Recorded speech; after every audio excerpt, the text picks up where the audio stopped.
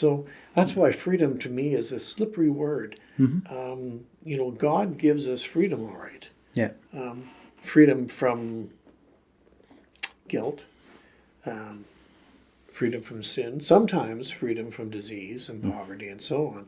But the history of the church, the history of Jesus himself, is that that's up to God, not us. Yeah. And to claim all these things as entitlements is to sound like the kind of people that would put Jesus to death if he got in our way. Yeah.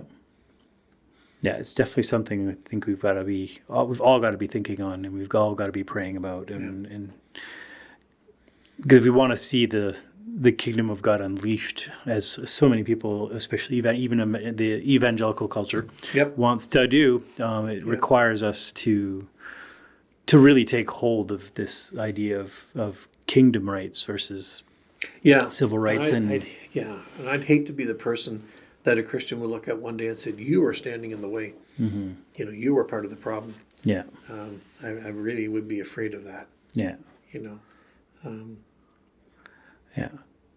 Yeah, and you had the one question is, are there times when, as members of God's kingdom, that we are asked to surrender our legal or political and civil rights? You have that question, and honestly, I think there are, and I think there's been many times where the church has failed in that regard. But at the same point, it's always about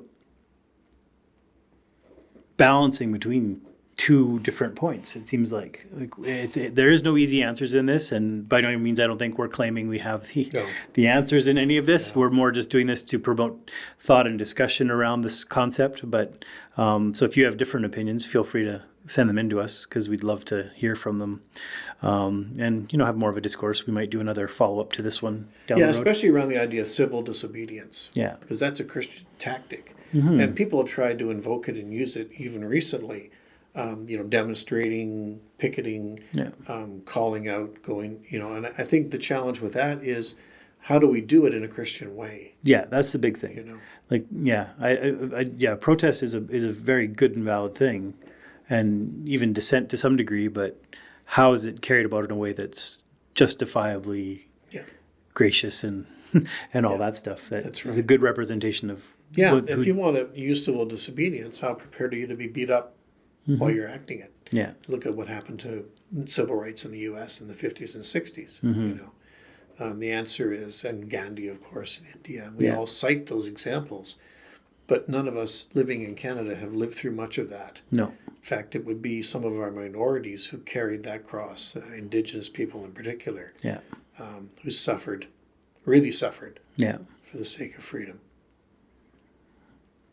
Yeah, so I think why don't we leave it at that question for next time, and we'll kind of and encourage you guys, if you're watching this or listening to this, to think about that. Are we ever asked to surrender our kingdom of man rights for Jesus, and just weigh that out. Again, we're asking the question. We're not saying what the answer is, because for each of us, we'll come to a different conclusion, and the important part is we talk about it. So and if we're called to disobey government, then we have to know why and how. Yeah.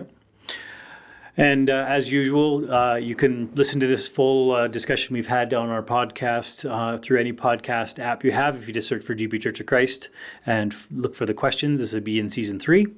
Also, you can check out our videos on our YouTube channel or on our Facebook page. And if you want to join in kind of a through the week discussion that we try to get started, we also have our What the Faith Facebook group that you could search out and join, and we can keep the more discussion going there as well. And thanks for checking it out, and we hope to hear from you in the future. Thanks.